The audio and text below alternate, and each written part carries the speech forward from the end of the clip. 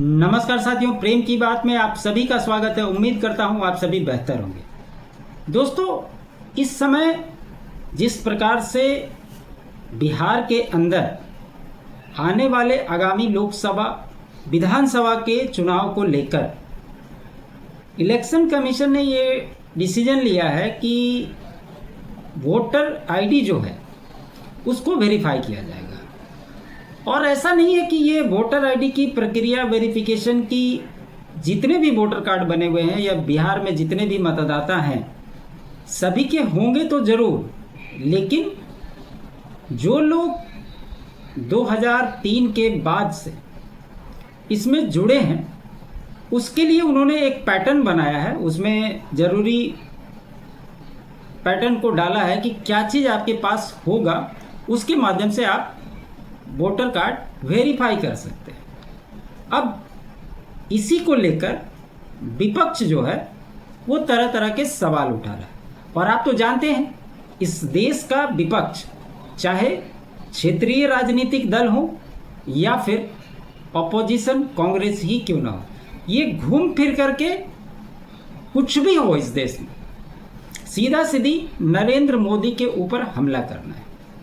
ये अभी पिछले 11 सालों से, जब से नरेंद्र मोदी की सरकार केंद्र में बनी है, आप कहीं का भी चुनाव उठा करके देख लीजिए, कुछ भी होगा सीधा का सीधा हमला नरेंद्र मोदी पे किया जाता है। लेकिन आपको यह बात जानकर आश्चर्य होगी कि वोटर लिस्ट में अलग अलग समय पे संशोधन होते रहे हैं, क्योंकि इसमें बहुत सारे दाव पेच हैं। अब विपक्ष का तर्क ये है कि अगर लोग यहाँ से दूसरे जगह काम कर रहे हैं जाकर के, और इतने कम समय में इतना काम कैसे होगा, सबसे बड़ा सवाल तो यही है कि चुनाव 4 महीने के बाद है, 4 महीने में इलेक्शन कमीशन कैसे कर लेगा इसको। और जो लोग इस बात को प्रचारित करने में लगे हुए हैं कि इसमें वोट को काटने की बात हो रही है, और इसको देखिए किस प्रकार से राजनीतिकरण किया जाता है, इसको समाज से सीधा जोड़ा जाता है, ओबीसी हो, एससी हो, एसटी हो, मुस्लिम हो, क्योंकि जिस पर विपक्ष का फोकस है वो आसानी से उसको टारगेट कर सकती है, ऐसा उसको लगता है। लेकिन इन सभी बातों को बताने के पहले मेरा आप लोगों से भी ये सवाल है, आप लोग भी इसको देखें, अपने कमेंट के माध्यम से मुझे जवाब जरूर दें। आप सभी को पता है कि बिहार में जातिगत आधारित जनगणना किया गया। उस समय तेजस्वी यादव भी सत्ता में, यानी कि नीतीश कुमार के साथ थे, जो 17 महीने का कार्यकाल था। और यहाँ के जितनी भी पार्टियां हैं, चाहे वो बीजेपी ही क्यों ना हो, सभी ने इसको समर्थन दिया था। जब सारी प्रक्रियाएं पूरी हो गई तो उस आंकड़े को भी जारी किया गया कि किस जाति की कितनी आबादी है, उसका परसेंटेज क्या है। और उसके बाद सभी ने अपनी पीठ थपथपाई और इसका श्रेय भी लेने की कोशिश की। ये तो सभी आप जानते हैं। लेकिन एक बात बताइए कि जब जातिगत जनगणना करने के लिए जब जो लोग गए होंगे वहां पे, तो आपने कोई डॉक्यूमेंट तो दिखाया होगा। और खास करके जो लोग आरक्षण का लाभ लेते हैं उनके पास तो प्रमाण पत्र होगा ही ना, क्योंकि जब तक वो नहीं रहेगा आपके पास तब तक आप उसका लाभ नहीं ले सकते।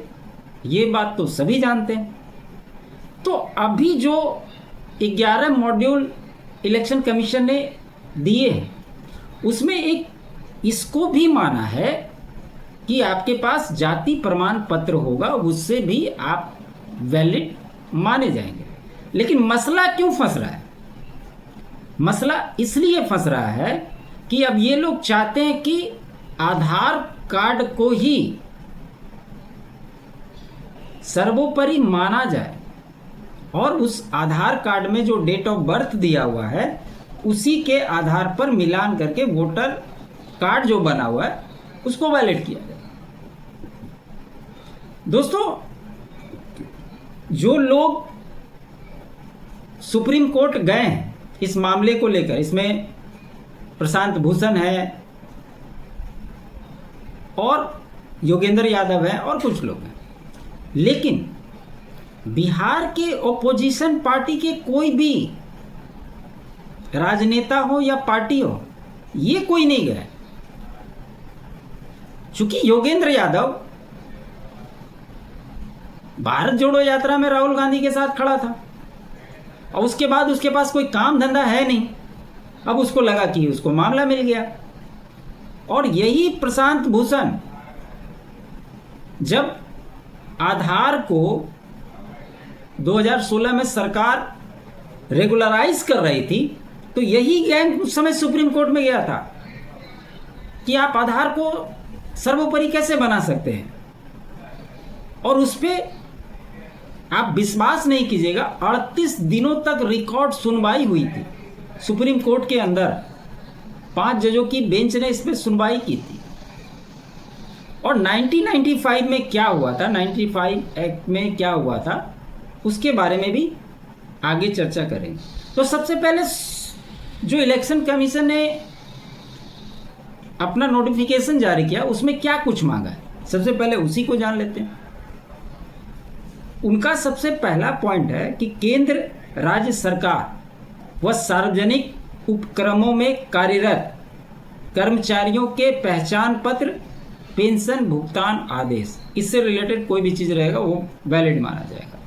1 जुलाई 1987 से पहले सरकार, स्थानीय प्राधिकारी, बैंक, डाकघर, LIC व सार्वजनिक उपक्रमों द्वारा जारी आई कार्ड दस्तावेज, ये भी वैलिड है। सक्षम प्राधिकारी द्वारा जाति जन्म प्रमाण पत्र। अब 2003 के बाद से अगर आप देखेंगे तो लगभग आज के समय में जो भी बच्चे जन्म लेते हैं तो जन्म प्रमाण पत्र होता ही है, क्योंकि हॉस्पिटल में जब जन्म लेता है तो डेट ऑफ बर्थ वो भी बना के देता है, उसके आधार पे नगर निगम से भी वो बन जाता है। और स्कूलों में जो पढ़ रहे हैं तो उसके आधार पे अब वो जरूरी है, आपको देना ही पड़ेगा। इसके अलावा कुछ भी नहीं है तो कम से कम इतने लोग पढ़े लिखे होते हैं कि 10th तो पास होते ही, तो मैट्रिक का आप प्रमाण पत्र दे दीजिए, उसमें आपका डेट ऑफ बर्थ लिखा हुआ रहता है, उसके आधार पे भी वो मैच कर जाएगा। कहाँ इसमें दिक्कत वाली बात है। चौथा जो कहा गया कि पासपोर्ट दे दीजिए।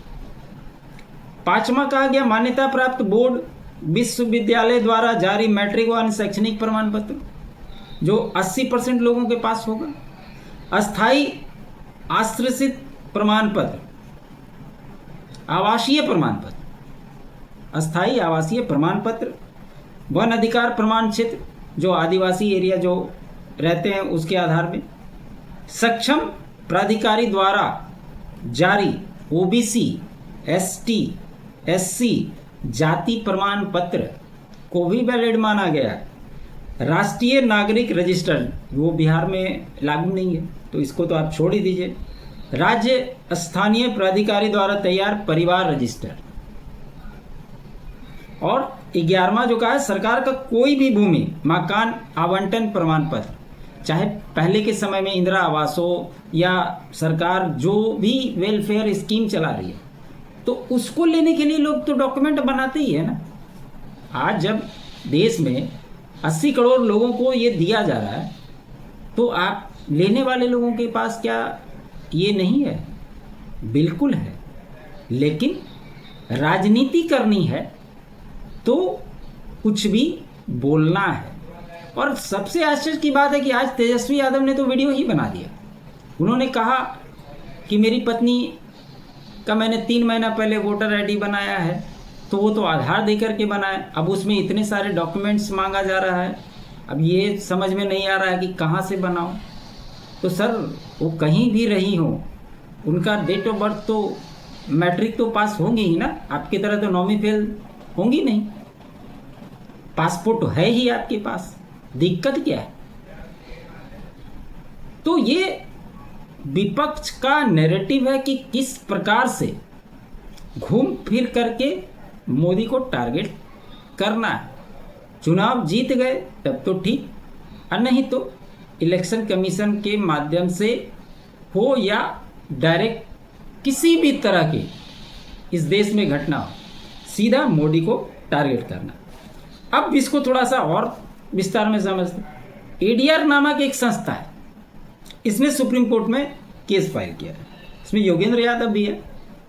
बिहार में चुनाव से कुछ महीने पहले मतदाता सूची के विशेष गहन पुनरीक्षण यानी कि एसआईआर के निर्देश को लेकर चुनाव आयोग सवाले के घेरे में है, जिस पर कई राजनीतिक दलों ने सवाल उठाए, जो कि मैंने आपको पहले बताया।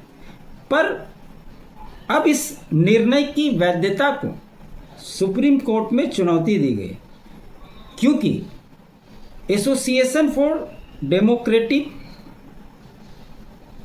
रेफरन एडीआर जो है उसका कहना है कि इससे राज्य में लाखों हाशिए पर पड़े हुए लोगों का मताधिकार से वंचित हो जाएंगे, जो स्वतंत्र और निष्पक्ष चुनाव के वंचित रह जाएंगे। अच्छा, इलेक्शन कमीशन ने कहा कि ठीक है, अगर मान लीजिए कोई आपका वेरिफिकेशन के लिए आता है और मान लीजिए कि कुछ डॉक्यूमेंट्स की कमी है आपके पास, तो वो ऑलरेडी समय दे रहा है। ऐसा नहीं है कि अभी आपको कह दिया तो आपका नाम कट जाएगा। उसके लिए 2.5 महीना 3 महीने का समय दिया गया है और कहा गया है कि आप अपने बीएलओ को इसको बाद में दे दीजिए, वो अपने पोर्टल पे अपलोड कर देगा। अच्छा, इससे भी बड़ी बात यह है कि जो बीएलओ होता है वो किसी पार्टी का नहीं होता है, या जितने भी बीएलओ हैं वो सब मोदी के रिश्तेदार नहीं है या वो भाजपा के रिश्तेदार नहीं है, वो हर पार्टियों से जुड़े हुए लोग होते हैं। और आप जब वोट देने के लिए जाते हैं तो आपने देखा होगा कि वहाँ पे अलग अलग दलों के बीएलओ बैठे हुए होते हैं। तो क्या ये सारे लोग जो इस प्रक्रिया में लगे हुए हैं सारे के सारे गलत ही होंगे? ये समझना जरूरी है। ऐसे में कई लोग मताधिकार से वंचित हो जाएंगे, ये एडीआर का कहना है। एडीआर ने अपनी याचिका में नागरिकता दस्तावेज की आवश्यकता पर भी सवाल उठाए। उनका कहना है कि इससे मुसलमानों, अनुसूचित जातियों, अनुसूचित जनजातियों और प्रवासी श्रमिकों सहित हाशिए पर रहने वाले समुदायों पर प्रतिकूल प्रभाव पड़ेगा। इन समुदायों के पास अक्सर आवश्यक दस्तावेज नहीं होते। एडीआर का कहना है कि चुनाव आयोग ने मतदाता सूची में नाम दर्ज कराने की जिम्मेदारी नागरिकों पर ही डाल दी। एडीआर के अनुसार एसआईआर प्रक्रिया के तहत घोषणा पत्र की आवश्यकता अनुच्छेद 326 का उल्लंघन करती है। इसके बारे में भी आगे बताऊंगा कि 326 क्या कहता है। अब आधार कार्ड को लेकर, जो कि मैंने कहा इस सुप्रीम कोर्ट में जब 2016 में सरकार इसको रेगुलराइजेशन कर रही थी, उस समय केस हुआ था। 26/10/2024 की एक रिपोर्ट, आधार कार्ड आयु निर्धारित करने के लिए वैध दस्तावेज नहीं, ये सुप्रीम कोर्ट का कहना था। न्यायमूर्ति संजय करोल और न्यायमूर्ति उज्जवल गुइया की पीठ ने कहा कि कोई भी मृत व्यक्ति की आयु का निर्धारण स्कूल छोड़ने के प्रमाण पत्र से अंकित जन्म तिथि से किया जाना चाहिए, न कि आधार से। सुप्रीम कोर्ट ने आधार नंबर की अनिवार्यता और इससे निजात के उल्लंघन अहम फैसला सुना दिया। तो मामला चल रहा था। सुप्रीम कोर्ट की 5 जजों वाली संवैधानिक बेंच में से 3 जजों ने बहुमत से ये आधार नंबर संवैधानिक रूप से वैध है ये कहा। हालांकि 5 जजों वाली जो बेंच थी उनके ऊपर सर्वसम्मति नहीं बन पाई थी, और वो जो सुनवाई हुई थी उसमें उस समय जस्टिस चंद्रचूड़ साहब भी मौजूद थे और उन्होंने आधार को ही असंवैधानिक करार दे दिया। आधार कहाँ जरूरी कहाँ नहीं, ये मैं उस समय की बात कर रहा हूँ जिस समय इसको लेकर के ये लोग पहुँचे थे। बैंक अकाउंट और मोबाइल नंबर को आधार से जोड़ने की कोई ज़रूरत नहीं है। सीबीएसई, यूजीसी, निफ्ट और कॉलेज आधार नंबर की मांग नहीं कर सकते। स्कूल में दाखिले के समय आधार नंबर की मांग नहीं की जा सकती। किसी भी बच्चे को आधार के बिना सरकारी योजनाओं को लाभ देने से इनकार नहीं किया जा सकता। बाकी पहचान पत्र को दरकिनार नहीं किया जा सकता। निजी कंपनियां आधार नंबर की मांग नहीं कर सकती। पैन कार्ड से आधार को जोड़ना जरूरी है। ये जो उस समय आधार को लेकर बात चल रही थी, उस समय कोर्ट ने इस बात को कहा था। अब उसी समय सुप्रीम कोर्ट के यही प्रशांत भूषण ने कहा कि यह ऐतिहासिक फैसला है। सुप्रीम कोर्ट के उस फैसले को इन्होंने ऐतिहासिक बताया था। उन्होंने कहा कि आम आदमी को यह राहत देने वाला फैसला है। अब प्राइवेट कंपनियां आधार की मांग नहीं कर सकती। सुप्रीम कोर्ट ने बैंक और टेलीग्राम के आधार को असंवैधानिक करार दिया। जस्टिस चंद्रचूड़ ने कहा कि आधार को मनी बिल की तरह पास करना संविधान से धोखा है। ये लोग उस समय इसी को गलत बता रहे थे और आज फिर से सुप्रीम कोर्ट में पहुंच गए ये साबित करने के लिए कि भैया जो है सो आधार ही है।